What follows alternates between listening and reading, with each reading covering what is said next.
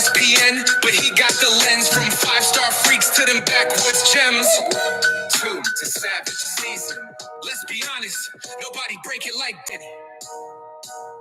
Walking through combined smoke like a myth. Danny got notes on a kid with no clips. He said, yo, check that DB from Portland State. You're gonna laugh, but bro, he can straight up play. He know the verticals, hand size twitch, but more than the metrics. He reads that grit. No hype trains, no agency deals. He break down tape. No cap, just real. Every year he call names, no one. Round two. Boom!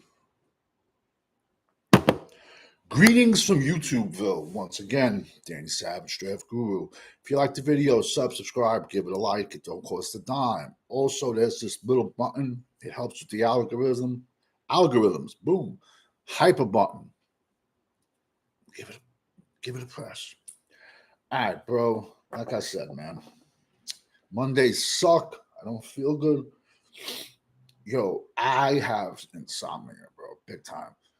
And I've been sleeping like crazy the last 2 days. So I know there's something wrong with me. I've just been sick for like maybe, I don't know, like Saturday into Sunday into Monday, right?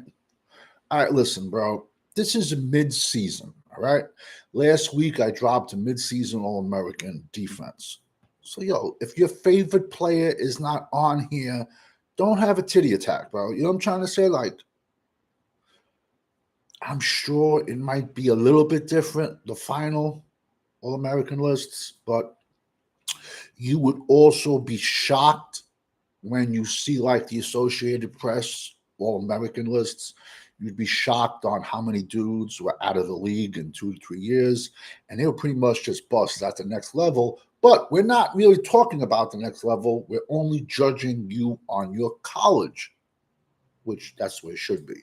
All right, bro. We're going to start up top at quarterback. Fernando Mendoza, quarterback, Indiana. I challenge anyone out there to see I had him. Because let's be honest, everyone and their mother had Eli Manning. They had Eli, man. Eli, whatever the hell his name is, the Texas kid. I know he's a Manning, man. So they pretty much crowns him the next apparent first-round pick. This, that, but no. Listen, Mendoza started off at Cal. He's at Indiana. He's going nuts. He's 6'5", 230, 25 passing touchdowns, 26 passing touchdowns, 5 interceptions, and then he also has 5 touchdowns rushing. Bro, I don't know how he's not your midseason All-American. I don't know how he's not your quarterback one come 2026 NFL draft. All right, now we're going to go to running backs. We're going to get a popular pick and then a not so popular pick. And the not so popular pick is like, I'm not going to shit on this kid because of his like division he played in, because he has the stats and he has good size. And every single person I've given you here, every person that I'm ranking here today, I've done videos on all these people already. Like Mendoza, I did him in the summer. I dropped him. But long story short, Cam Cook, running back. Jacksonville State leads the NCAA in rushing. He's 5'11", 200 pounds. He has almost 1,200 yards, almost 12 TDs, another 210 yards receiving, man. He has an NFL-style body, but like I said, we're judging him on his college career so far. And I do not know how you don't leave him off. Listen, for anyone that doesn't watch football, Jacksonville State, they play a lot of midweek games. Also, Scott Steiner's son is a wide receiver on that team. But if you're watching that team and you're watching Rex Steiner, how does Cam Cook not stand out to you? Next is going to be a popular pick, and you can throw anyone at the next running back spot. You could throw Katron Allen, you could throw Singleton, you could throw Hardy, Justice Haynes out of Michigan. You could throw a million dudes. This is just going to be a popular pick, whatever. Jeremiyah Love, running back, Notre Dame. 6', 215. He has 981 yards rushing, 13 TDs, another 3 touchdowns coming out of the backfield, catching the ball. A little bit nicked up. The one thing I don't like about him is he thinks he's like he thinks he plays track at college. He tries to like hurdle everyone. And if he tries this at the next level, he's going to get broken in half, man. Like I said, this is a midseason All-American team.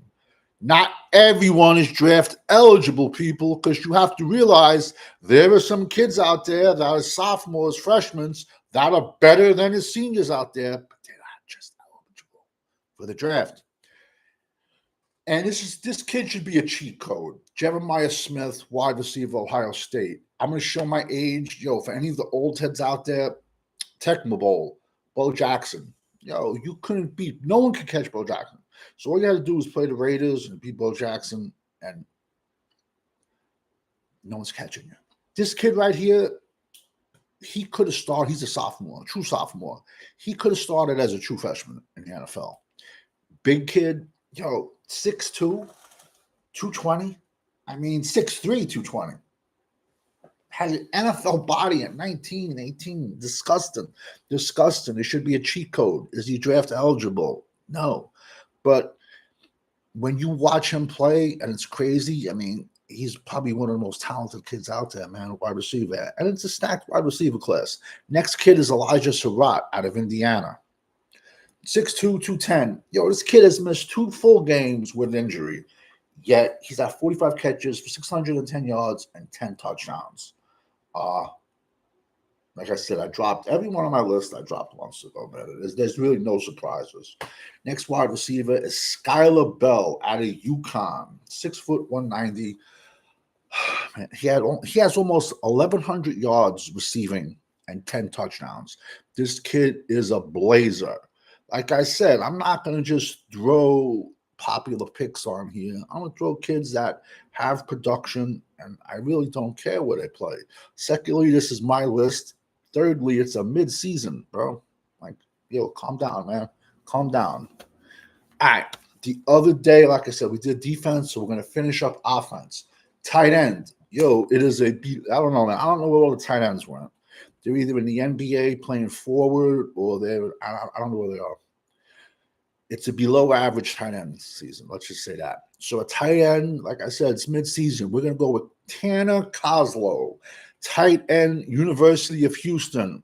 6'7", 250. I was making a noise I made the other night. Private joke. 56 receptions, 570 yards, 5 touchdowns. Like I said, you're going to see a lot of people throwing out the kid Trigg from Baylor, I believe. There's another kid out there, Eli Stowers, Vanderbilt. Either Vanderbilt or Wake Forest. I dropped them a long time ago. Below average tight end season. But we're judging people on what they did in college, not the NFL. All right, we're going to start tackles.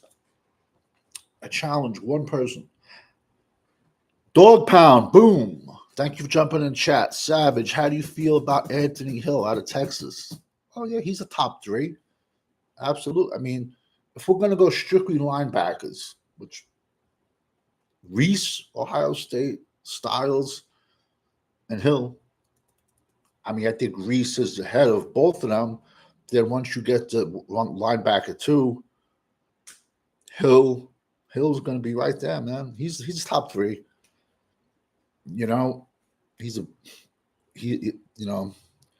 Someone his size shouldn't be able to move as fast as he does. But all right, like I said, man, not everyone is draft eligible. So we're going to start at the tackles, and we're going to go with Elijah Paige, offensive tackle, USC, 6'7", 330. I even did a video on this kid in the summer. I really don't care because it's good when you're watching other people, then other people stand out. I've been watching this kid since last year, and he's just a freak, man. He's been nicked up a little bit, but his size and the way he moves should be illegal. Illegal, it should be. And he's crazy young, and his best football is ahead of him. He's like the cheat code of offensive linemen. All right, now this next kid, bro, I've seen this kid's name spelled 79 different ways from Monday. All right, man. He's Penn State left guard. I can't even pronounce this kid's name. Ioane. All you got to know is he's Penn State's left guard. 6'4", 330. He's a 2-year starter. Kid's just a mauler. If you need interior linemen, go to Penn State. Honest, as crazy as that sounds, their starting left tackle, Drew Shelton, he's going to be a guard at the next level because he has T-Rex arms. All right. Next offensive tackle. I want to see one person blowing up this guy. Jennings Dunker, Iowa, 6'5", 315-ish, 320-ish. Straight up nasty, man. Nasty. Listen, you got to judge people with this on their college career. He reminds me of a little bit shorter version of Robert Gallery. I'm showing my age. He was an offensive tackle out of Iowa, top 5 pick with the Raiders. But at Iowa in the Big Ten, he was just a beast. And this kid's Jennings Dunker, he plays right tackle. But he's just, nasty, man. Some people are going to want to throw him inside at the next level. I see if he can make it a tackle at the next level. But, crazy game. Throw on Iowa versus Rutgers. And you're going to be like, you're going to need more hands and toes if you start counting his pancakes versus Rutgers. Ridiculous. All right, so the offensive tackle class, midseason, All-American, Elijah Paige, USC, Jennings Dunker, Iowa. Boom! And guard, we're talking about, like I said his name, Ioane, Penn State. He's just a beast. Now, guard again, Inez Cooper, ridiculous size, 6'6", 350 pounds. I think he plays for the U. I think he weighs more than 350 pounds. Listen, do I want him leading the way on a counter tray? No. But you put him in a power zone blocking system, he's just going to destroy people. Center, you could flip a coin, bro. I'd be shocked if you see a center go before round 2 in this coming up draft, but it is what it is. And this kid is a repeat All-American. His name is Jake Slaughter. Love the name, bro. Great size, 6'5", 310 at the University of Florida. He actually was a 2024 All-American. You could throw Logan Jones in here. Iowa, you can never go wrong with Iowa center. Like I said, everybody, man, this is a late mid-season All-American list. We're going to have a final one after the season. Then we're also going to have an all-bowl / maybe playoffs team. Mostly bowl games, because that's when you're going to see young kids stepping out, blowing up, and then you're going to be like, who is that kid? Yeah, you could say, Danny Savage broke him down a year ago. Some said it's 2 years ago. Listen, I apologize if this wasn't my best. It's Mondays. Mondays suck. 2, I'm under the weather. So let's go back. Let's start this from the top to the bottom. That's what she said. Quarterback, Fernando Mendoza. If you would have said Fernando Mendoza's first name, you would have thought that was like a Spanish restaurant, because no one put him out there. Everyone had Manning as their number 1 quarterback. But I put him out there in the summer. Like I said, I must be lucky. I must be really, really good. Or I just watch a shitload of football. I just think I'm really, really good. Next, Cam Cook, running back, Jacksonville State. Next running back, Jeremiyah Love, running back, Notre Dame. We're going to go to the wide receivers. Jeremiah Smith, The Ohio State, cheat code.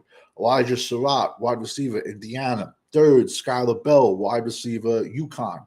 Tight end, Connor Tasloff, Houston, University of Houston.